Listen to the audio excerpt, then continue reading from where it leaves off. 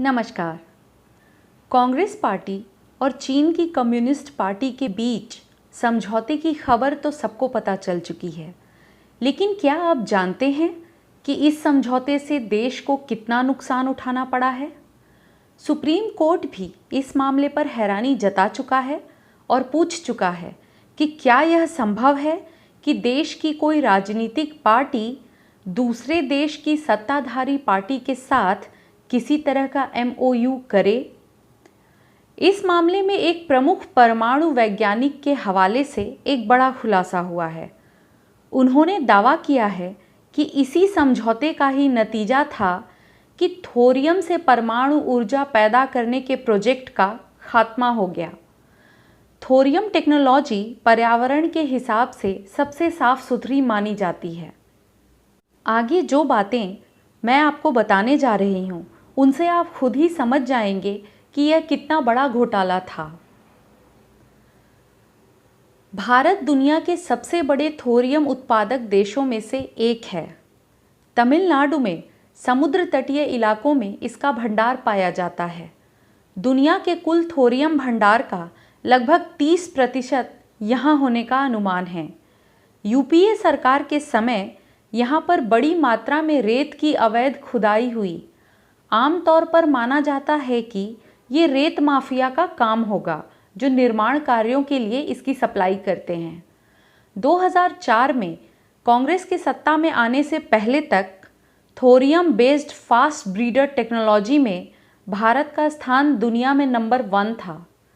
एक प्रमुख वैज्ञानिक के अनुसार मनमोहन सिंह के प्रधानमंत्री बनने के बाद एक अलिखित और अघोषित नीति बन गई कि थोरियम टेक्नोलॉजी के देसी कार्यक्रमों में कटौती की जाएगी। जाहिर है कि इससे न्यूक्लियर टेक्नोलॉजी के मामले में भारत की विदेशों पर निर्भरता बढ़ गई। जिन परमाणु वैज्ञानिक के हवाले से ये दावे किए गए हैं वो department of atomic energy DAE से जुड़े रहे हैं।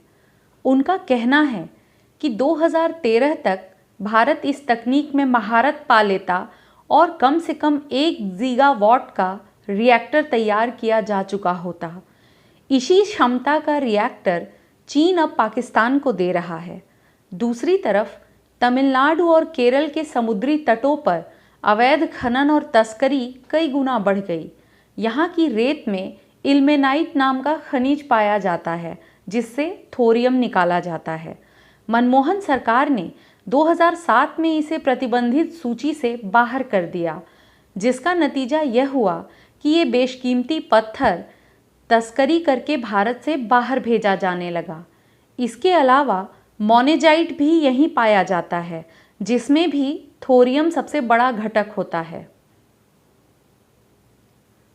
वैज्ञानिकों के दावे के मुताबिक सबसे ज़्यादा थोरियम चीन पहुंचाया गया है।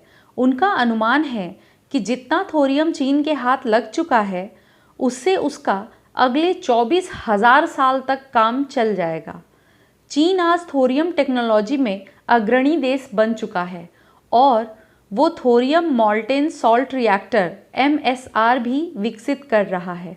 दूसरी तरफ भारत में यह प्रोजेक्ट बंद हो चुका है। दावे के अनुसार ये सारा खेल UPA की चेयरपर्सन सोनिया गांधी के इशारे पर हुआ। अनुमान के अनुसार जितना थोरियम भारत से बाहर पहुंचाया गया उसकी कीमत आज के हिसाब से 60 लाख करोड़ रुपए से भी अधिक होगी। ध्यान देने वाली बात यह है कि चीन की कम्युनिस्ट पार्टी और भारत की कांग्रेस पार्टी के बीच 2008 में जब MOU हुआ था तब यह लूट शुरू हो चुकी थी।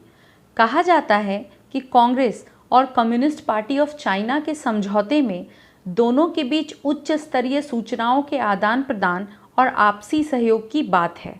ऐसे में सवाल उठता है कि क्या थोरियम की ये लूट उसी डील का नतीजा थी?